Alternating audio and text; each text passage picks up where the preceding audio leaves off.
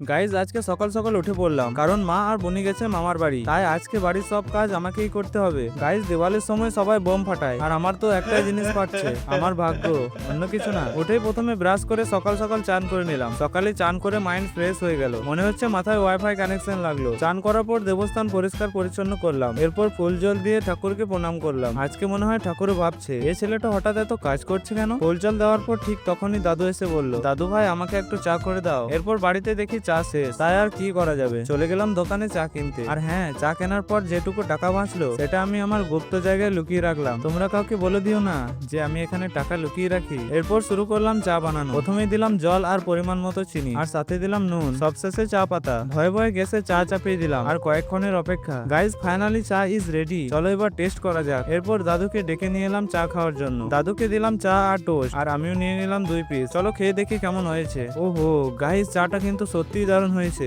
মানে মা বাড়িতে না থাকলেও আমি এখন অফিসিয়ালি চা মাস্টার। এরপর একটু কাজকর্ম শেষ করে ভাত খেতে বসলাম। আর হ্যাঁ, আজকে বাবা নিজেই রান্না করেছে, মা বাড়িতে থাকলে ওই করে দিত। গাইজ আজকের মেনু ডাল, আলু আর টমেটো, সিম্পল বাট টেস্টি। তো গাইজ আজকের দিনটা ঠিক এইভাবে কাটলো। মা বনি বাড়িতে নেই, তাই আমি একাই সব করলাম। আর হ্যাঁ, আমার চা যদি তোমাদের ভালো লেগে থাকে তাহলে চ্যানেলটা সাবস্ক্রাইব করে দিও, না করলে আমি কিন্তু তোমাদের বাড়ি গিয়ে চা খেয়ে আসবো।